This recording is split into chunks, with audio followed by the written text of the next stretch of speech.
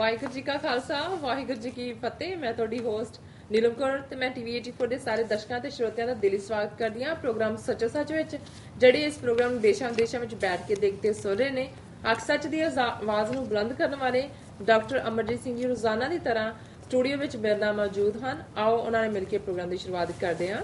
ਜੀ ਡਾਕਟਰ ਸਾਹਿਬ, ਵਾਹਿਗੁਰੂ ਜੀ ਕਾ ਖਾਲਸਾ ਵਾਹਿਗੁਰੂ ਜੀ ਕੀ ਫਤਿਹ। ਜੀ ਡਾਕਟਰ ਸਾਹਿਬ, ਤੁਹਾਡਾ ਬਹੁਤ ਬਹੁਤ ਸਵਾਗਤ ਹੈ ਪ੍ਰੋਗਰਾਮ ਸੱਚੋ ਸੱਚ ਵਿੱਚ। ਸ਼ੁਕਰੀਆ ਜੀ ਡਾਕਟਰ ਸਾਹਿਬ, ਅੱਜ ਡੇਟ ਹੈਗੀ 13 ਸਤੰਬਰ 2016, 29 ਭਾਦੋ ਨਾਨਕਸ਼ਾਹੀ ਸੰਮਤ 548 ਦਾ ਦਿਨ ਹੈ। ਤੇ ਡਾਕਟਰ ਸਾਹਿਬ, ਪ੍ਰੋਗਰਾਮ ਦੇ ਸ਼ੁਰੂ ਵਿੱਚ ਤੁਸੀਂ ਅੱਜ ਕਿਹੜੀਆਂ ਵਿਚਾਰ ਚਰਚਾਵਾਂ ਸਾਡੇ ਦਰਸ਼ਕਾਂ ਨਾਲ ਸਾਂਝੀਆਂ ਕਰਨ ਜਾ ਰਹੇ ਹੋ? ਦੇਖੋ, ਸਭ ਤੋਂ ਪਹਿਲਾਂ ਤਾਂ ਅਸੀਂ ਖਾਲਿਸਤਾਨੀ ਸੰਘਰਸ਼ ਦੇ ਇੱਕ ਬਹਾਦਰ ਯੋਧੇ ਭਾਈ ਦਿਆਲ ਸਿੰਘ ਲਾਹੌਰੀਆ, ਜਿਨ੍ਹਾਂ ਦੇ ਮਾਤਾ ਜੀ ਮਾਤਾ ਈਸ਼ਰ ਕੌਰ ਚੜ੍ਹਾਈ ਕਰ ਗਏ ਨੇ ਜੀ, ਉਹਨਾਂ ਦੇ ਇਸ ਦੁੱਖ ਦੇ ਪਲ ਵਿੱਚ ਨਾ ਸਿਰਫ ਸ਼ਰੀਕ ਹੁੰਦੇ, ਅਸੀਂ ਸਮਝਦੇ ਹਾਂ ਕਿ ਜਦੋਂ ਅਸੀਂ ਬੀਤੇ ਦੇ ਇਤਿਹਾਸ ਔਰ ਉਸ ਨਾਲ ਜੁੜੀਆਂ ਘਟਨਾਵਾਂ ਦੇਖਦੇ ਹਾਂ ਜਿਨ੍ਹਾਂ ਨੂੰ ਕਿਤਾਬਾਂ 'ਚ ਅਸੀਂ ਪੜ੍ਹਿਆ ਸੀ ਜੀ, ਪਰ ਅਸੀਂ ਆਪਣੇ ਸਾਹਮਣੇ ਦੇਖਦੇ ਹਾਂ ਕਿ ਅੱਜ ਵੀ ਕਿਵੇਂ ਉਹੀ ਹਾਲਾਤ ਜਾਂ ਕੁਝ ਹਾਲਤਾਂ ਜੋ ਉਸ ਤੋਂ ਵੀ ਬਦਤਰ ਹਾਲਾਤ ਨੇ ਘਰਾਂ ਦੇ ਵਿੱਚ, ਖਾਸ ਤੌਰ 'ਤੇ ਸਾਡੇ ਕਲਚਰ 'ਚ ਬੱਚੇ ਦੀ ਔਰ ਖਾਸ ਤੌਰ 'ਤੇ ਮੇਲ ਚਾਈਲਡ ਮੁੰਡੇ ਦੀ ਕੀ ਅਹਿਮੀਅਤ ਹੈ। ਔਰ ਭਾਈ ਦਿਆਲ ਸਿੰਘ ਲਾਹੌਰੀਆ ਇੱਕੋ ਇੱਕ ਆਪਣੇ ਮਾਪਿਓ ਦੇ ਬੇਟੇ ਔਰ ਉਹਨਾਂ ਦੇ ਮਾਤਾ ਜੀ ਜਿਹੜੇ ਕਿ ਕਾਫੀ ਲੰਮੇ ਸਮੇਂ ਤੋਂ ਜਿਹੜੇ ਨੇ ਉਹਨਾਂ ਤੋਂ ਵਿਛੜੇ ਹੋਏ ਨੇ। ਇਉਂ ਕਹੋ ਵੀ ਲੰਬਾ ਵਕਤ 1980 ਦੇ ਸੰਘਰਸ਼ 'ਚ ਭਾਈ ਦਿਆਲ ਸਿੰਘ ਲਾਹੌਰੀਆ ਉਸ ਦਹਾਕੇ ਦੇ ਵਿੱਚੋਂ ਸ਼ਾਮਲ ਹੋਏ, ਸਿੱਖ ਸਟੂਡੈਂਟ ਫੈਡਰੇਸ਼ਨ ਨਾਲ ਸੰਬੰਧਿਤ ਰਹੇ ਔਰ ਹੁਣ ਆਲਮੋਸਟ 30 ਸਾਲ ਬੀਤ ਗਏ ਹੋਣਗੇ ਕਿ ਉਹਨਾਂ ਦੀ ਕਦੇ ਵੀ ਆਜ਼ਾਦਾਨਾ ਤੌਰ ਦੇ ਉੱਤੇ ਆਪਣੀ ਮਾਤਾ ਦੇ ਨਾਲ ਮੁਲਾਕਾਤ ਨਹੀਂ ਹੋਈ। ਅਮਰੀਕਾ ਵੀ ਆਉਣ ਦੇ ਲਈ ਉਹਨਾਂ ਨੇ ਉਹ ਆਪਣੀ ਸਿੰਘਣੀ ਕਮਲਜੀਤ ਕੌਰ ਔਰ ਬੇਟਾ ਛੋਟਾ ਜਿਹਾ ਜਿਹੜਾ 5-6 ਸਾਲ ਦਾ ਸੀ ਸੁਰਿੰਦਰ ਸਿੰਘ ਅਮਰੀਕਾ 'ਚ ਪਹੁੰਚੇ, ਪਰ ਭਾਰਤੀ ਏਜੰਸੀਆਂ ਵੀ ਉਹਨਾਂ ਦਾ ਉੱਥੋਂ ਹੀ ਜਦੋਂ ਚੜੇ ਪਿੱਛਾ ਕਰ ਰਹੀਆਂ ਸੀ। ਇੱਥੇ ਅਮਰੀਕਾ 'ਚ ਜਿਹੜਾ ਉਹਨਾਂ ਨੂੰ ਉਹਨਾਂ ਦੀ ਸਿੰਘਣੀ ਨੂੰ ਬੱਚੇ ਨੂੰ ਜਿਹੜਾ ਉਹ ਗ੍ਰਿਫਤਾਰ ਕਰ ਲਿਆ ਗਿਆ। ਬਾਅਦ 'ਚ ਬੱਚੇ ਦੀ ਕਸਟਡੀ ਤੇ ਉਹਨਾਂ ਦੇ ਵਕੀਲ ਜਗਦੀਪ ਸਿੰਘ ਸੇਖੋਂ ਨੂੰ ਦਿੱਤੀ ਗਈ, ਜਿਨ੍ਹਾਂ ਨੇ ਇੱਥੇ ਉਸ ਨੂੰ ਪਾੜਿਆ। ਲੇਕਿਨ ਦਿਆਲ ਸਿੰਘ ਲਾਹੌਰੀਆ ਉਹਨਾਂ ਨੂੰ ਡੈਨਵਰ ਕੋਲੋਰਾਡੋ ਦੇ ਵਿੱਚ ਰੱਖਿਆ ਗਿਆ ਔਰ ਬੀਬੀ ਕਮਲਜੀਤ ਕੌਰ, ਜਿਨ੍ਹਾਂ ਨੂੰ ਉੱਥੇ ਹਕੂਮਤ ਨੇ ਉਹਨਾਂ ਨੂੰ ਵੀ ਭਗੌੜਾ ਕਰਾਰ ਦਿੱਤਾ ਸੀ। ਔਰ ਮੈਂ ਸਮਝਦਾ ਵੀ ਕਈ ਵਾਰ ਜਦੋਂ ਅਸੀਂ ਹਿਊਮਨ ਇੰਟਰਸਟ ਸਟੋਰੀਜ਼ ਦੇ ਨਾਤੇ ਦੇਖਾਂਗੇ ਕਿ ਬਹੁਤ ਵਾਰ ਸਿੰਘਾਂ ਦੇ ਯੋਗਦਾਨ ਦਾ ਜ਼ਿਕਰ ਬਹੁਤ ਜ਼ਿਆਦਾ ਹੁੰਦਾ ਹੈ, ਕਿਉਂਕਿ ਹੈ ਵੀ ਹੈ, ਉਹਨਾਂ ਦੀ ਗਿਣਤੀ ਵੀ ਜ਼ਿਆਦਾ ਹੈ। ਲੇਕਿਨ ਕਿਹਨਾਂ ਹਾਲਾਤਾਂ 'ਚ ਸਿੰਘਣੀਆਂ ਨੇ ਵੀ ਸੰਘਰਸ਼ ਦੇ ਵਿੱਚ ਹਿੱਸਾ ਪਾਇਆ। ਹੁਣ ਇਹ ਬੀਬੀ ਕਮਲਜੀਤ ਕੌਰ ਜਿਹੜੇ ਨੇ ਇਹ ਕੋਈ ਸਿੱਖ ਪਰਿਵਾਰ ਪੰਜਾਬ ਦੇ ਨਾਲ ਸੰਬੰਧਿਤ ਨਹੀਂ ਸਨ, ਗੜਵਾਲੀ ਓਰੀਜਨ ਦੇ, ਔਰ ਇਹਨਾਂ ਦੀ ਮਾਤਾ ਐਜ਼ ਏ ਗਾਈਡ, ਕਿਉਂਕਿ ਯੂਪੀ ਦੇ ਵਿੱਚ ਗੁਰਦੁਆਰਾ ਸਾਹਿਬ ਨਾਨਕ ਮਤਾ ਹੈ, ਜਿੱਥੇ ਕਦੇ ਜੋਗੀਆਂ ਦੇ ਨਾਲ ਡਾਇਲੌਗ ਤੋਂ ਬਾਅਦ ਗੋਰਖ ਮਤਾ ਹੁੰਦਾ ਸੀ, ਉਹ ਨਾਨਕ ਮਤਾ ਬਣਿਆ। ਸੋ ਉਹ ਉੱਥੇ ਗਾਈਡ ਦਾ ਕੰਮ ਕਰਦੇ ਸੀ। ਗਾਈਡ ਦਾ ਮਤਲਬ ਹੈ ਕਿ ਜਿਹੜੇ ਵੀ ਬਾਹਰੋਂ ਵਿਜ਼ਟਰ ਦੂਜੇ ਆਣੇ, ਸੋ ਗੁਰਦੁਆਰਾ ਕਮੇਟੀ ਦੇ ਥੱਲੇ ਉਹ ਲੋਕਾਂ ਨੂੰ ਥਾਂ ਥਾਂ ਤੇ ਲਿਜਾ ਕੇ ਹਿਸਟਰੀ ਦੱਸਦੇ ਸੀ ਵੀ ਆਹ ਇਸ ਦਾ ਇਤਿਹਾਸ ਹੈ, ਇਸ ਦਾ ਇਤਿਹਾਸ ਹੈ। ਔਰ ਜਦੋਂ ਸੰਤ ਕਰਤਾਰ ਸਿੰਘ ਖਾਲਸਾ ਪਿੰਡਾਂ ਵਾਲੇ ਜਿਹੜੇ ਨੇ ਪ੍ਰਚਾਰ ਦੇ ਸਿਲਸਿਲੇ 'ਚ ਉੱਥੇ ਗਏ, ਉਹਨਾਂ ਦੇ ਜਿਹੜਾ ਪ੍ਰਚਾਰ ਤੋਂ ਪ੍ਰਭਾਵਿਤ ਹੋ ਕੇ ਇਹਨਾਂ ਦੀ ਮਾਤਾ ਸਿੱਖ ਧਰਮ ਦੇ ਵਿੱਚ ਆਏ, ਅੰਮ੍ਰਿਤਪਾਨ ਕੀਤਾ ਔਰ ਉਹਨਾਂ ਨੇ ਫਿਰ ਇੱਕ ਬੜਾ ਯੋਗਦਾਨ ਵੀ ਪਾਇਆ। ਫਿਰ ਉਹਨਾਂ ਨੂੰ ਗਾਇਬ ਕਰ ਦਿੱਤਾ ਗਿਆ ਏਜੰਸੀਆਂ ਵੱਲੋਂ। ਲੇਕਿਨ ਉਹਨਾਂ ਦੀ ਇਹ ਬੇਟੀ ਕਮਲਜੀਤ ਕੌਰ ਨੇ ਵੀ ਇਹ ਫੈਸਲਾ ਕੀਤਾ ਵੀ ਕੌਮ ਨਾਲ ਧੱਕਾ ਹੋ ਰਿਹਾ ਜੀ ਔਰ ਮੈਂ ਜੁਝਾਰੂ ਸਿੰਘ ਦੇ ਨਾਲ ਵਿਆਹ ਕਰਨੇ। ਔਰ ਭਾਈ ਦਿਆਲ ਸਿੰਘ ਦੇ ਨਾਲ ਉਹਨਾਂ ਨੇ ਪੰਜਾਬ ਦੇ ਵਿੱਚ ਹੁੰਦਿਆਂ ਜਾਂ ਰਾਜਸਥਾਨ 'ਚ ਵੀ ਜਦੋਂ ਰਹੇ ਬੜੀ ਢੁਕਵੀਂ ਸੇਵਾ ਕੀਤੀ। ਇੱਥੇ ਜਦੋਂ ਇਹ ਆਏ, ਭਾਈ ਦਿਆਲ ਸਿੰਘ ਲਾਹੌਰੀਆ ਨੂੰ ਮੈਂ ਡੈਨਵਰ 'ਚ ਮਿਲਿਆ ਪਹਿਲੀ ਵਾਰ। ਮੈਂ ਸ਼ਾਇਦ ਅੱਗੇ ਵੀ ਜ਼ਿਕਰ ਕੀਤਾ ਸੀ ਕਿ ਉਹੀ ਬਿਲਕੁਲ ਖੁੱਲ੍ਹਾ ਖਲਾਸਾ ਸੁਭਾਅ, ਬੇਖੌਫ ਲਾਹੌਰੀਆਂ ਵਾਲਾ ਅੰਦਾਜ਼ ਔਰ ਬੇਪਰਵਾਹੀ। ਔਰ ਉਹਨਾਂ ਦੀ ਸਿੰਘਣੀ ਕਮਲਜੀਤ ਕੌਰ ਜਿਹੜੇ ਬਾਅਦ 'ਚ ਕਾਫੀ ਲੰਬਾ ਸਮਾਂ ਡਾਲਸ ਟੈਕਸਸ ਦੀ ਜੇਲ੍ਹ 'ਚ ਰਹੇ, ਉਹਨਾਂ ਨੂੰ ਜਦੋਂ ਵੀ ਮਿਲਣ ਜਾਣਾ ਉਹੀ ਬੇਨਾਈਨ ਸਮਾਈਲ, ਚੜ੍ਹਦੀ ਕਲਾ। ਔਰ ਪਹਿਲੇ ਦਿਨਾਂ 'ਚ ਹੀ ਜੇਲ੍ਹ ਅਧਿਕਾਰੀਆਂ ਤੋਂ ਉਹਨਾਂ ਨੇ ਇਹ ਕਹਿ ਕੇ ਸਾਨੂੰ ਵੀ ਕਿ ਮੈਂ ਜਿਹੜਾ ਸਹਿਜ ਪਾਠ ਲਗਾਤਾਰ ਕਰਦੀ ਹਾਂ, ਸੋ ਗੁਰੂ ਗ੍ਰੰਥ ਸਾਹਿਬ ਦੀਆਂ ਸੈਂਚੀਆਂ ਜੇਲ੍ਹ ਦੇ ਵਿੱਚ ਔਰ ਪੂਰਾ। ਸੋ ਬਾਅਦ ਦੇ ਵਿੱਚ ਇੱਥੇ 16 ਮਹੀਨੇ ਦੇ ਕਰੀਬ ਦੋਨਾਂ ਦਾ ਕੇਸ ਚੱਲਿਆ। ਚੰਗੇ ਵਕੀਲਾਂ ਰਾਹੀਂ ਅਸੀਂ ਕੋਸ਼ਿਸ਼ ਵੀ ਕੀਤੀ, ਕੈਲੀਫੋਰਨੀਆ 'ਚ, ਟੈਕਸਾਸ ਚ ਬਾਅਦ ਚ ਵਾਸ਼ਿੰਗਟਨ ਡੀਸੀ ਵੀ ਅਪੀਲ ਹੋਈ ਜੀ ਲੇਕਿਨ ਇਹਨਾਂ ਦੋਨਾਂ ਹੀ ਜੀਆਂ ਨੂੰ ਜਿਹੜਾ ਹੈ ਉਹ ਕਿਉਂਕਿ ਇੰਡੀਅਨ ਗਵਰਨਮੈਂਟ ਨੇ ਐਕਸਟ੍ਰਾਡੀਸ਼ਨ ਮੰਗੀ ਹੋਈ ਸੀ ਐਕਸਟ੍ਰਾਡਾਈਟ ਕਰ ਦਿੱਤਾ ਸੋ ਲੰਬਾ ਵਕਤ ਦੋਨੋਂ ਹੀ ਜਿਹੜੇ ਨੇ ਕਿਉਂਕਿ ਰਾਜਸਥਾਨ ਦੇ ਵਿੱਚ ਇੱਕ ਕਿਡਨੈਪਿੰਗ ਕੇਸ ਚ ਮਿਰਦਾ ਦੇ ਇਹਨਾਂ ਦੋਨਾਂ ਨੂੰ ਹੀ ਨਾਮਜ਼ਦ ਕੀਤਾ ਹੋਇਆ ਸੀ ਸੋ ਲੰਬਾ ਵਕਤ ਇਹ ਜਿਹੜੀ ਉਹਨਾਂ ਦੀ ਡਿਪੋਰਟੇਸ਼ਨ 90ਵਿਆਂ ਦੇ ਅਖੀਰ ਚ ਹੁੰਦੀ ਹੈ ਤੇ ਇਹਨਾਂ ਦੋਨਾਂ ਨੇ ਉੱਥੇ ਵੀ ਕਈ ਸਾਲ ਜੇਲ੍ਹ ਦੇ ਵਿੱਚ ਰਹੇ ਫਾਈਨਲੀ ਕਮਲਜੀਤ ਕੌਰ ਤਾਂ ਕਾਫੀ ਸਾਲ ਬਾਅਦ ਸ਼ਾਇਦ 9-10 ਸਾਲ ਬਾਅਦ ਉਹਨਾਂ ਦੀ ਕੇਸ ਮੁੱਕਿਆ ਜ਼ਮਾਨਤ ਹੋਈ ਬਾਹਰ ਆਏ ਹੁਣ ਜਦੋਂ ਘਰਾਂ ਚੋਂ ਇੱਕੋ ਇੱਕ ਮੁੰਡਾ ਔਰ ਜੋ ਕੁਝ ਉਜੜ ਜਾਂਦਾ ਹੈ ਸਭ ਕੁਝ ਔਰ ਪੁਲਿਸ ਜੋ ਘਰਾਂ ਦਾ ਹਾਲ ਕਰਦੀ ਹੈ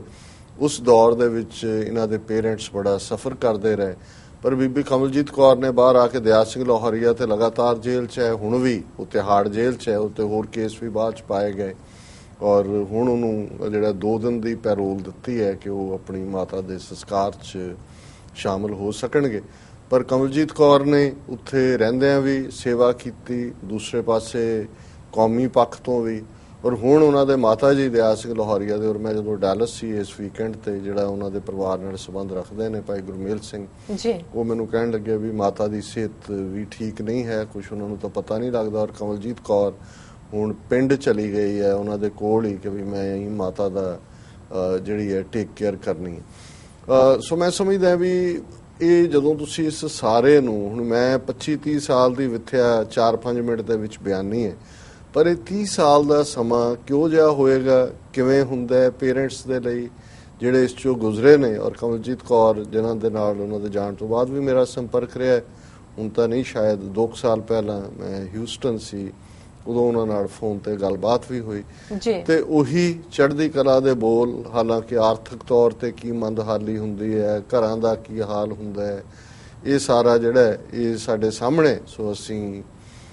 ਮਾਤਾ ਈਸ਼ਰ ਕੌਰ ਜੀ ਦੇ ਚੜ੍ਹਾਈ ਕਰਨ ਦੇ ਉੱਤੇ ਜਿਹੜਾ ਹੈ ਉਹ ਅਫਸੋਸ ਦਾ ਪ੍ਰਗਟਾਵਾ ਕਰਦੇ ਔਰ ਇਹ ਦਾਦ ਦਿੰਦੇ ਆ ਇਹਨਾਂ ਯੋਧਿਆਂ ਨੂੰ ਕਿ ਇਹਨਾਂ ਹਾਲਾਤਾਂ 'ਚ ਵੀ ਉਹਨਾਂ ਨੇ ਆਪਣਾ ਕੌਮ ਦਾ ਝੰਡਾ ਚੜ੍ਹਦੀ ਕਲਾ ਦੀ ਗੱਲ ਨੂੰ ਜਿਹੜਾ ਉਹ ਥੱਲੇ ਵੱਲ ਨਹੀਂ ਆਣ ਦਿੱਤਾ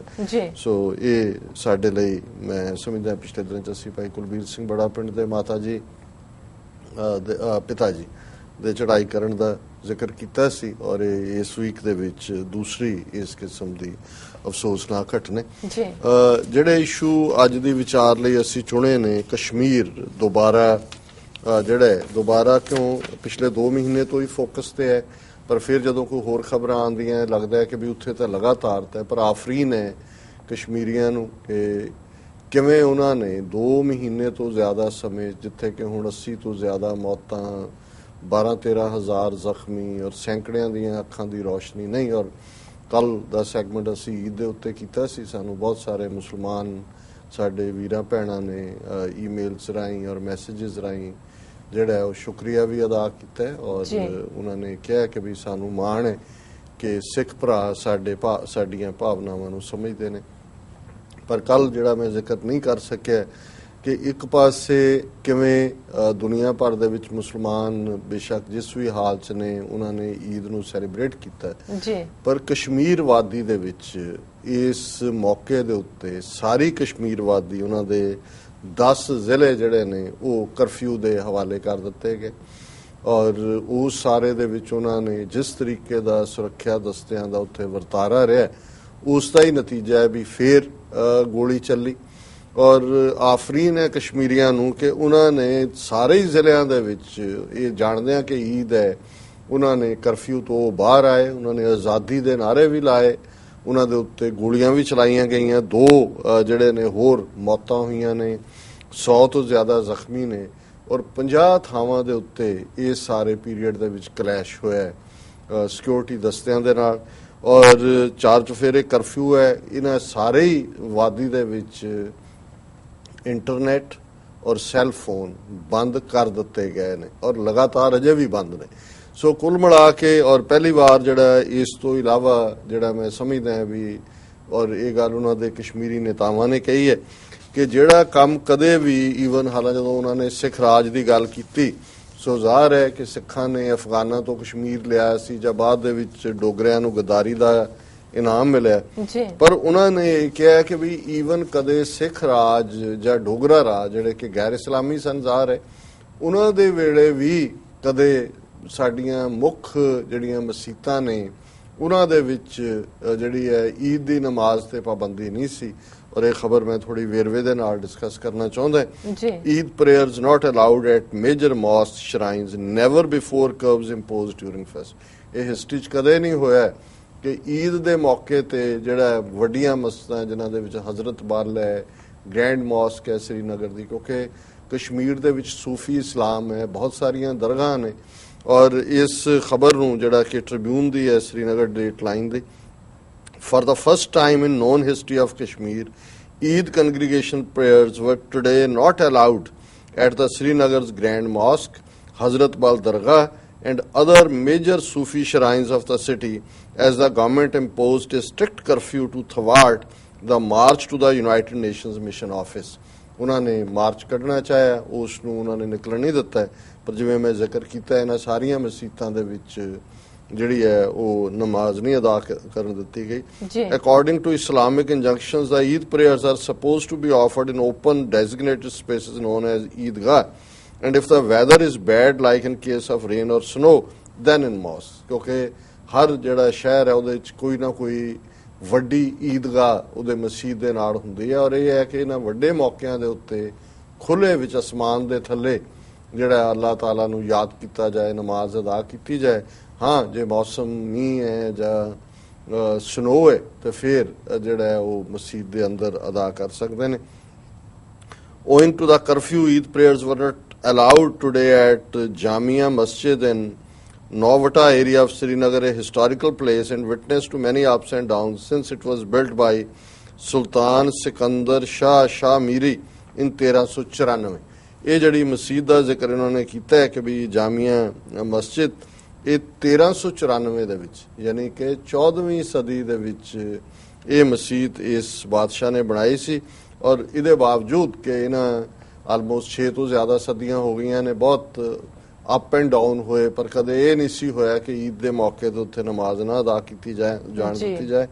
The people associated with the Grand Mosque said in the past restrictions have been put on Friday prayers at the mosque, but never were people disallowed from offering Eid prayers। ਕਿ ਸ਼ੁੱਕਰਵਾਰ ਦੀ ਜੁਮੇ ਦੀ ਨਮਾਜ਼ ਵੇਲੇ ਤਾਂ ਕਈ ਵਾਰ ਪਾਬੰਦੀ ਲੱਗ ਜਾਂਦੀ ਸੀ ਕਿਉਂਕਿ ਉਸ ਤੋਂ ਬਾਅਦ ਖੁਤਬਾ ਹੁੰਦਾ ਹੈ, ਕਈ ਵਾਰੀ ਰਾਇਟ ਭੜਕਦੇ ਨੇ। Today, a new dark chapter in the history of Kashmir has been created by the government after it disallowed Eid prayers inside the Jama Masjid during the Sikh rule and later during the reign of Dogra rulers. At least Kashmiri Muslims were allowed to offer Eid prayers at Jamia, said Sayyid Rahman Shams, the secretary of modern separatist leader Mirwais Umar Farooq. Rahman is the member of Aqaf committee managing the affairs of the Jamia Mosque, Srinagar. ਉਹਨੇ ਕਿਹਾ ਜੀ ਉਹਨਾਂ ਦੇ ਜ਼ਮਾਨਿਆਂ 'ਚ ਵੀ ਕਦੇ ਇਹ ਨਹੀਂ ਹੋਇਆ ਕਿ ਸਾਡੀ ਨਮਾਜ਼ ਦੇ ਉੱਤੇ ਕੋਈ ਪਾਬੰਦੀ ਹੋਏ। Prayers were also not allowed at the revered Sufi shrine of Sayyid Yaqub Shahab in the post-Sonavar area, where the political elite of Kashmir would regularly pray on Eid even in most difficult times. ਇਸ ਮਸਜਿਦ ਦਾ ਵੀ ਜ਼ਿਕਰ ਕੀਤਾ ਹੈ ਸੈਯਦ ਯਾਕੂਬ ਸਾਹਬ ਕਿ ਉੱਥੇ ਵੀ allow ਨਹੀਂ ਕੀਤਾ। Likewise, people were not allowed to offer Eid congregational prayers at famous Hazrat Bal Shrine, housing the relic of Prophet Muhammad, and the famous Sufi shrine of Dastagir Sahib in Khayanar, besides Khange Mullah Mosque and shrine in downtown Srinagar. Just a few people offered prayer at Makhtoom Sahib Sufi shrine atop Kohe Maran, Hilak in the city. ਹੁਣ ਹਜ਼ਰਤ ਬਲ shrine ਉਹ ਹੈ ਜਿੱਥੇ ਹਜ਼ਰਤ ਮੁਹੰਮਦ ਸਾਹਿਬ ਦੇ ਸਿਰ ਦਾ ਜਾਂ ਦਾੜੀ ਦਾ ਪਵਿੱਤਰ ਵਾਲ ਰੱਖਿਆ ਹੋਇਆ, ਉਸ ਨੂੰ ਮੂਏ ਮੁਬਾਰਕ ਕਹਿੰਦੇ ਨੇ। ਔਰ ਸ਼ੇਖ ਅਬਦੁੱਲੇ ਦੇ ਜ਼ਮਾਨੇ 'ਚ ਇੱਕ ਵਾਰ ਉੱਥੋਂ ਉਹ ਕਿਸੇ ਨੇ ਗਾਇਬ ਕਰ ਦਿੱਤਾ ਔਰ ਕਈ ਦਿਨ ਉੱਥੇ ਰਾਈਟਿੰਗ ਹੋਈ ਕਸ਼ਮੀਰ ਦੇ ਵਿੱਚ ਔਰ ਫਾਈਨਲੀ ਉਹ ਰਿਕਵਰ ਕੀਤਾ ਗਿਆ। ਸੋ ਈਵਨ ਹਜ਼ਰਤ ਬਲ ਸ਼ਰਾਈਨ ਜਿੱਥੇ ਹਜ਼ਰਤ ਸਾਹਿਬ ਦਾ ਇਹ ਪਵਿੱਤਰ ਮੂਏ ਮੁਬਾਰਕ ਰੱਖਿਆ ਹੋਇਆ, ਉਸ ਥਾਂ ਤੇ ਵੀ ਜਿਹੜਾ ਇਹ ਅਲਾਉ ਨਹੀਂ ਕੀਤਾ ਗਿਆ। ਹੁਣ ਇਹ ਸਾਰੇ ਨੂੰ ਜਦੋਂ ਅਸੀਂ ਦੇਖਦੇ ਹਾਂ ਵੀ ਇੱਕ ਪਾਸੇ ਤਾਂ ਇਹ ਵਰਤਾਰਾ ਔਰ ਕਸ਼ਮੀਰ ਦੇ ਵਿੱਚ ਅਕਸਰ ਜਿਹੜੇ ਤੌਰ ਤਰੀਕੇ ਪੰਜਾਬ ਦੇ ਵਿੱਚ ਸਿੱਖ ਲਹਿਰ ਨੂੰ ਖਤਮ ਕਰਨ ਦੇ ਲਈ ਵਰਤੇ ਗਏ, ਜਿਸ ਦਾ ਇਕਬਾਲ ਜੂਲੀਅਸ ਉਹਨੇ ਰੋਬੈਰੋ ਨੇ ਆਪਣੀ ਕਿਤਾਬ ਬੁਲਟ ਫਾਰ ਬੁਲਟ ਕੀਤਾ ਸੀ ਕਿ ਕਿਵੇਂ ਉਹਨਾਂ ਨੇ ਬਲੈਕ ਕੈਟਸ ਜਿਹੜੀਆਂ ਨੇ ਉਹ ਖਰੀਦੀਆਂ, ਉਹ ਵਿੱਚ ਵਾੜੀਆਂ, ਔਰ ਕਿਵੇਂ ਉਹਨਾਂ ਨੇ ਜੁਝਾਰੂਆਂ ਦਾ ਬਾਣਾ ਪਾ ਕੇ ਫਿਰ ਜਿਹੜੀਆਂ ਮਾੜੀਆਂ ਘਟਨਾਵਾਂ ਕੀਤੀਆਂ ਉਹਨੂੰ ਫਿਰ ਉਹਨਾਂ ਦੇ ਸਰਕਾਰੀ ਮੀਡੀਆ ਨੇ ਪ੍ਰਚਾਰਿਆ ਸਿੰਘਾਂ ਦੇ ਖਾਤੇ 'ਚ ਪਾ ਕੇ। ਔਰ ਅੱਜ ਤੱਕ ਵੀ ਉਸ ਕਿਸਮ ਦੀਆਂ ਗੱਲਾਂ ਦਾ ਖੌਫ ਦੇ ਕੇ ਲੋਕਾਂ ਨੂੰ ਦੱਸਿਆ ਜਾਂਦਾ ਹੈ ਕਿ ਜੀ ਫਿਰ ਇਹੋ ਕੁਛ ਹੀ ਹੋਏਗਾ, ਬਦਫੈਲੀਆਂ ਹੋਣਗੀਆਂ, ਡਾਕੇ ਹੋਣਗੇ, ਤੁਹਾਡੇ ਨਾਲ ਆਹ ਹੋਏਗਾ ਉਹ ਹੋਏਗਾ। ਔਰ ਇਹੀ ਤੌਰ ਤਰੀਕੇ ਜਿਹੜੇ ਨੇ ਅੱਜ ਕਸ਼ਮੀਰ ਦੇ ਵਿੱਚ ਵੀ ਇਸਤੇਮਾਲ ਕੀਤੇ ਜਾ ਰਹੇ ਨੇ, ਔਰ ਹੁਣ ਨਹੀਂ, ਪਿਛਲੇ ਜਦੋਂ ਤੋਂ ਵੀ ਉੱਥੇ ਹਥਿਆਰਬੰਦ ਸੰਘਰਸ਼ ਚੱਲ ਰਿਹਾ। ਔਰ ਇਹ ਜਿਵੇਂ ਰੋਬੈਰੋ ਨੇ ਤਾਂ ਰਿਟਾਇਰ ਹੋਣ ਤੋਂ ਬਾਅਦ ਕਬੂਲਿਆ ਸੀ, ਕਸ਼ਮੀਰ ਦੇ ਵਿੱਚ ਅਮਰਜੀਤ ਸਿੰਘ ਦੁਲਹਟ ਨਾਂ ਦਾ ਬੰਦਾ ਜਿਹੜਾ ਕਿ ਰਾਅ ਦਾ ਚੀਫ ਰਿਹਾ ਲੰਬਾ ਵਕਤ, ਔਰ ਕਸ਼ਮੀਰ ਆਪਰੇਸ਼ਨ ਨੂੰ ਉਹਨੇ ਜਿਹੜਾ ਉਸ ਦੀ ਦੇਖ ਰੇਖ ਥੱਲੇ ਹੋਇਆ, ਉਹਨੇ ਇੱਕ ਕਿਤਾਬ ਲਿਖੀ ਹੈ ਕਸ਼ਮੀਰ ਦਾ ਵਾਜਪਾਈ ਈਅਰਸ। ਔਰ ਇਸ ਕਿਤਾਬ ਬਾਰੇ ਉਸ ਨੇ ਬਰਖਾ ਦੱਤ ਜਿਹੜੀ ਕਿ NDTV ਦੀ ਬੜੀ ਤੇਜ਼ ਤਰਾਰ ਪੱਤਰਕਾਰ ਹੈ, ਉਸ ਨੂੰ ਉਹਨੇ ਇੰਟਰਵਿਊ ਦਿੱਤਾ ਹੈ, ਔਰ ਉਹਦੇ 'ਚ ਉਹਨੇ ਕਿਹਾ, ਔਰ ਇੱਕ ਸਟੋਰੀ ਦੀ ਹੈਡਲਾਈਨ ਹੀ ਹੈ, India funded militants in Kashmir to counter ISI says ex ਰਾਅ ਚੀਫ, ਕਿ ਸਾਬਕਾ ਰਾਅ ਚੀਫ ਨੇ ਕਿਹਾ ਕਿ ਜੀ ਅਸੀਂ ISI ਨੂੰ, ਇਹ ਤਾਂ ਬਹਾਨਾ ਹੁੰਦਾ, ਮਤਲਬ ਇਹ ਹੈ ਕਿ ਲੋਕਾਂ ਦੇ ਵਿੱਚ ਆਜ਼ਾਦੀ ਦਾ ਮੱਚ ਮਾਰਨ ਲਈ ਜਿਵੇਂ ਪੰਜਾਬ 'ਚ ਉਹਨਾਂ ਨੇ ਮਾਰਿਆ, ਇਹ ਰਾਅ ਨੇ ਹੀ ਆਪਣੇ ਜਿਹੜੇ ਨੇ ਇਸ ਕਿਸਮ ਦਾ ਜਿਹੜਾ ਗੁੰਡਾ ਐਲੀਮੈਂਟ ਹੈ ਉਹਨਾਂ ਨੂੰ ਕਸ਼ਮੀਰੀ ਆਜ਼ਾਦੀ ਪਸੰਦ ਬਣਾ ਕੇ ਉਹਨਾਂ ਦੇ ਵਿੱਚ ਘਸੋੜਿਆ। ਔਰ ਇਹ ਸਟੋਰੀ ਹੈ ਕਿ in a startling admission former chief of India's premier intelligence agency research and analysis wing Amarjit Singh Dulat said Indian intelligence agencies over the years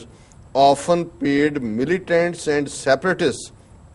along with mainstream politicians and political parties in India held Kashmir to compete for influence with inter-service intelligence। ਉਹਨੇ ਕਿਹਾ ਜੀ ਅਸੀਂ ਲੰਬਾ ਵਕਤ ਉੱਥੇ ਜਿਹੜੇ ਵੱਖਵਾਦੀ ਨੇ ਉਹਨਾਂ ਨੂੰ ਵੀ ਪੇ ਕਰਦੇ ਆ, ਪੈਸੇ ਦਿੰਦੇ ਆ, ਅਸੀਂ ਮਿਲੀਟੈਂਟ ਵੀ ਖੜੇ ਕੀਤੇ ਹੋਏ ਨੇ, ਮੁਖਤਾਰਾ ਜਿਹੜੀਆਂ ਪੋਲੀਟੀਕਲ ਪਾਰਟੀਆਂ ਨੇ ਉਹ ਵੀ ਕੀਤੀਆਂ ਹੋਈਆਂ। ਔਰ ਜਦੋਂ ਉਹਨੂੰ ਇਸ ਬਾਰੇ ਬਰਖਾ ਦੱਤ ਨੇ ਇੰਟਰਵਿਊ ਕੀਤਾ, ਉਹ ਕਹਿੰਦਾ ਸੋ ਵਟਸ ਰੋਂਗ,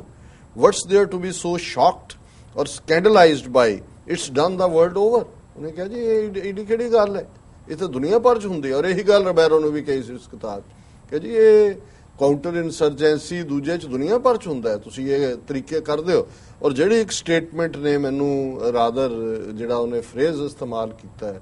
ਮੈਂ ਸਮਝਦਾ ਕਿ ਵੀ ਇਹ ਸਾਨੂੰ ਜਦੋਂ ਅਸੀਂ ਪੰਜਾਬ 'ਚ ਬਾਦਲ ਬ੍ਰਾਂਡ ਕੋੜਵੇਂ ਤੋਂ ਲੈ ਕੇ ਥੱਲੇ ਤੱਕ ਦੇਖਦੇ ਹਾਂ ਤੇ ਫਿਰ ਸਮਝ ਆਏਗੀ ਕਿ ਏਜੰਸੀਆਂ ਦਾ ਕੀ ਪੈਟਰਨ ਹੈ ਔਰ ਕਿਵੇਂ। ਔਰ ਉਹਨੇ ਜਿਹੜੀ ਗੱਲ ਕਹੀ, he defended the use of money in India had Kashmir saying it was done in the hope of engaging militants and separatists। ਉਹਨੇ ਕਿਹਾ ਜੀ ਅਸੀਂ ਪੈਸੇ ਖਰੀਦੇ ਹੈ, ਪੈਸੇ ਨਾਲ ਜੀ, ਪਰ ਅਸੀਂ ਤਾਂ ਮੂਵਮੈਂਟ ਨੂੰ ਖਤਮ ਕਰਨ ਲਈ ਕੀਤੇ। ਔਰ ਫਿਰ ਜਿਹੜੀ ਉਹਨੇ ਸਟੇਟਮੈਂਟ ਦਿੱਤੀ, ਉਹਨੇ ਕਿਹਾ corrupting someone with money is more ethical and smarter than killing him। ਉਹਨੇ ਕਿਹਾ ਜੀ ਤੁਸੀਂ ਕਿਸੇ ਨੂੰ ਕਾਣਾ ਕਰ ਦਿਓ, ਕਰਪਟਿੰਗ ਸਮਵਨ ਵਿਦ ਮਨੀ, ਕਿਸੇ ਨੂੰ ਤੁਸੀਂ ਪੈਸੇ ਦੇ ਨਾਲ ਜੇ ਕਾਣਾ ਕਰ ਦਿੰਦੇ ਹੋ, ਉਸ ਨੂੰ ਭ੍ਰਸ਼ਟ ਕਰ ਦਿੰਦੇ ਹੋ, ਇਹ ਤਾਂ ਬਹੁਤ ਐਥੀਕਲ ਹੈ, ਬੜਾ ਇਖਲਾਕੀ ਹੈ ਔਰ ਸਮਾਰਟ ਮੂਵ ਹੈ ਦੈਨ ਕਿਲਿੰਗ ਹਿਮ, ਵੀ ਬੰਦੇ ਨੂੰ ਮਾਰਨ ਦੀ ਲੋੜ ਨਹੀਂ। ਔਰ ਇਹਨੂੰ ਮੈਂ corrupting someone with money is more ethical and smarter than killing him। ਇਹਨਾਂ ਦੇ ਨਾਲ ਸਾਡਾ ਵਾਹ ਹੈ। ਔਰ ਇਸ ਕਿਸਮ ਦੇ ਜਿਹੜੇ ਉਹਨਾਂ ਨੇ ਕਿਹਾ ਜੀ ਮਾਰਨ ਨਾਲੋਂ ਜ਼ਿਆਦਾ ਇਖਲਾਕੀ ਗੱਲ ਹੈ ਕਿ ਪੈਸੇ ਦੇ ਕੇ ਚੁੱਪ ਕਰਾ ਦਿਓ, ਉਹਨਾਂ ਨੂੰ ਕਾਣੇ ਕਰ ਦਿਓ, ਉਹਨਾਂ ਦੀ ਜ਼ਮੀਰ ਮਾਰ ਦਿਓ। ਔਰ ਇਸ ਸਾਰੇ ਚੋਂ ਫਿਰ ਉਹਨੇ ਈਵਨ ਇਹ ਵੀ ਕਿਹਾ ਕਿ ਹੁਣ ਮੁਜਾਹਿਦੀਨ ਸਈਦ ਸ਼ਹਾਬੂਦੀਨ ਜਿਹੜਾ ਸਲਾਹੂਦੀਨ, ਉਹਦੇ ਅਕਸਰ ਬਿਆਨ ਹੁੰਦੇ ਨੇ ਕਿ ਜੀ ਉਹਨੇ ਆਹ ਕਹਿਤਾ ਉਹ ਕਹਿਤਾ, ਔਰ ਇਹ ਕਹਿ ਰਿਹਾ ਡੁਲਟ also revealed that he had been in touch with one of India's most wanted terrorists and the leader of Hizbul Mujahideen, Sayyid Salahuddin, who the ex-Ra chief said was ready to leave Pakistan and return to India। ਉਹਨੇ ਕਿਹਾ ਜੀ Syed Salahuddin, ਹੁਣ ਜਿਹੜੇ ਲਸ਼ਕਰੇ ਤਾਇਬਾ ਜਾਂ ਇਹ ਜਿਹੜੀ ਹਿਜ਼ਬੁਲ ਮੁਜਾਹਿਦੀਨ ਦੇ 2-3 ਬੰਦੇ ਜਿਨ੍ਹਾਂ ਦੇ ਉੱਤੇ ਕਦੇ ਪਠਾਨਕੋਟ ਹਮਲਾ ਪਾ ਦਿੰਦੇ ਨੇ, ਕਦੇ ਦੀਨਾ ਨਗਰ ਪਾ ਦਿੰਦੇ ਨੇ, ਚਿੱਠੀ ਸਿੰਘਪੁਰਾ ਪਾ ਦਿੱਤਾ ਸੀ, ਫਿਰ ਮੁੰਬਈ 'ਚ ਜੋੜ ਦਿੰਦੇ ਨੇ ਜੀ। ਔਰ ਇਹ ਕਹਿ ਰਿਹਾ ਵੀ ਇਹ ਤਾਂ ਬੰਦਾ ਹੀ ਰਾਜ ਹੈ ਸਾਡਾ, ਇਹ ਉੱਥੇ ਬੈਠਾ ਹੈ, ਇਹਨੂੰ ਜਦੋਂ ਅਸੀਂ ਕਹੀਏ ਆ ਜਾਏਗਾ। ਔਰ ਇਹ ਜਦੋਂ ਅਸੀਂ ਇਸ ਸਾਰੇ ਨੂੰ ਦੇਖਦੇ ਹਾਂ, ਬਹੁਤ ਵਾਰ ਲੋਕਾਂ ਨੂੰ ਲੱਗਦਾ ਹੁੰਦਾ ਹੈ ਕਿ ਜੀ ਪਾਕਿਸਤਾਨ 'ਚ ਜਦੋਂ ਤੁਸੀਂ ਕਹਿੰਦੇ ਹੋ ਜੀ ਬੰਬ ਬਲਾਸਟ ਹੋ ਗਏ, ਦੂਜਾ ਰਾਹ ਨੇ ਕਰਤਾ, ਜ਼ਿੰਮੇਵਾਰੀ ਕਿਸੇ ਨੇ ਲਈ ਹੁੰਦੀ ਹੈ। ਜਿਹੜੀਆਂ ਏਜੰਸੀਆਂ ਦਾ ਕੰਮ ਹੈ ਔਰ ਰਾਹ ਵਰਗੀਆਂ ਏਜੰਸੀਆਂ ਦਾ, ਉਹਨਾਂ ਨੇ ਕੋਈ ਚਪੜਾਸੀ ਨਹੀਂ ਭਰਤੀ ਕੀਤੇ ਹੁੰਦੇ ਕਿ ਜੀ ਉਹਨਾਂ ਨੇ ਫਾਈਲਾਂ ਦੇ ਨੋਟਸ ਲੈਣੇ ਨੇ। ਉਹ ਜਿਹੜੀਆਂ ਪ੍ਰੋਮੀਨੈਂਟ ਜਿਹੜੀਆਂ ਜਿਨ੍ਹਾਂ ਦੇ ਉੱਤੇ ਕਲੇਮ ਹੁੰਦੇ ਨੇ, ਜਿਹੜੇ ਕਰਦੀਆਂ ਨੇ ਔਰ ਕਿ ਵੀ ਅਸੀਂ ਇਹਦੀ ਜ਼ਿੰਮੇਵਾਰੀ ਲੈਂਦੇ ਹਾਂ, ਜਿਹੜੇ ਡਿਸੀਜਨ ਮੇਕਰ ਹੁੰਦੇ ਨੇ ਟੌਪ 4-5 ਇੱਕ ਸਟੇਜ ਤੇ, ਜਿਹੜੀ IRA ਜਿਨ੍ਹਾਂ ਨੇ ਆਇਰਿਸ਼ ਰਿਪਬਲਿਕ ਆਰਮੀ ਜਿਹੜੀ ਲੜਦੀ ਰਹੀ, ਪਹਿਲਾਂ ਉਹਨਾਂ ਨੇ ਆਇਰਲੈਂਡ ਬਣਾਇਆ, ਹੁਣ ਨਾਰਦਰਨ ਆਇਰਲੈਂਡ ਦਾ ਮੁੱਦੇ ਦੇ ਉੱਤੇ, ਹਾਲਾਂਕਿ ਉਹਨਾਂ ਦਾ ਬੜਾ ਕਲੋਜ਼ਡ ਸੈਟਅਪ ਹੈ। ਉਹਨਾਂ ਦਾ ਨੰਬਰ 2 ਮੈਨ ਜਿਹੜਾ ਸੀ ਉਹ ਬ੍ਰਿਟਿਸ਼ ਇੰਟੈਲੀਜੈਂਸ ਲਈ ਕੰਮ ਕਰਦਾ ਸੀ, ਜਾਂ ਬ੍ਰਿਟਿਸ਼ ਇੰਟੈਲੀਜੈਂਸ ਨੇ ਉਹਦੇ ਤੱਕ ਪਹੁੰਚ ਕਰ ਲਈ ਸੀ। ਸੋ ਕੋਈ ਹੈਰਾਨੀ ਨਹੀਂ ਹੋਣੀ ਚਾਹੀਦੀ। ਔਰ ਇਹ ਜੇ ਉਹ ਕਹਿ ਰਿਹਾ, ਔਰ ਮੈਂ ਸਮਝਦਾ ਹਾਂ ਵੀ ਪਾਕਿਸਤਾਨ ਦੇ ਵਿੱਚ ਜਿਹੜੇ ਵੀ ਲੋਕ ਇਸ ਸਾਰੇ ਨੂੰ ਦੇਖਦੇ ਨੇ, ਹੋ ਸਕਦਾ ਉਹਨਾਂ ਨੂੰ ਵੀ ਪਤਾ ਹੋਏ, ਮੈਂ ਨਹੀਂ ਜਾਣਦਾ ਵੀ ਇਹਦੇ ਕਲੇਮ 'ਚ ਕਿੰਨੀ ਟਰੂਥ ਹੈ, ਪਰ ਇਹ ਗੱਲ ਪਬਲਿਕਲੀ ਕਹਿਣਾ ਕਿ ਸੈਯਦ ਸਲਾਹੁਦੀਨ ਹਿਜ਼ਬੁਲ ਮੁਜਾਹਿਦੀਨ ਦਾ ਉਹ ਤਾਂ ਭਾਰਤ ਆਉਣ ਨੂੰ ਤਿਆਰ ਸੀ, and I had been in touch with him. So ਮੇਰਾ ਖਿਆਲ ਹੈ ਵੀ ਇਹ ਜ਼ਰੂਰ ਚੈੱਕ ਕਰਨਾ ਚਾਹੀਦਾ ਹੈ ਉਹਨਾਂ ਨੂੰ ਕਿ ਵੀ ਕੀ ਹੈ, ਪਰ ਇਟਸ ਕੁਆਇਟ ਪੋਸੀਬਲ। ਸੋ ਮੇਰਾ ਖਿਆਲ ਹੈ ਵੀ ਦੂਸਰਾ ਇਸ਼ੂ ਅਸੀਂ ਬ੍ਰੇਕ ਤੋਂ ਬਾਅਦ ਆਪਾਂ ਟੱਚ ਕਰਾਂਗੇ। ਦਰਸ਼ਕੋ ਤੁਸੀਂ ਸਾਡੇ ਨਾਲ ਇਸ ਤਰ੍ਹਾਂ ਬਣੇ ਰਹਿਣਾ, ਮਿਲਦੇ ਹਾਂ ਆਫਟਰ ਦਿਸ ਸ਼ਾਰਟ ਬ੍ਰੇਕ।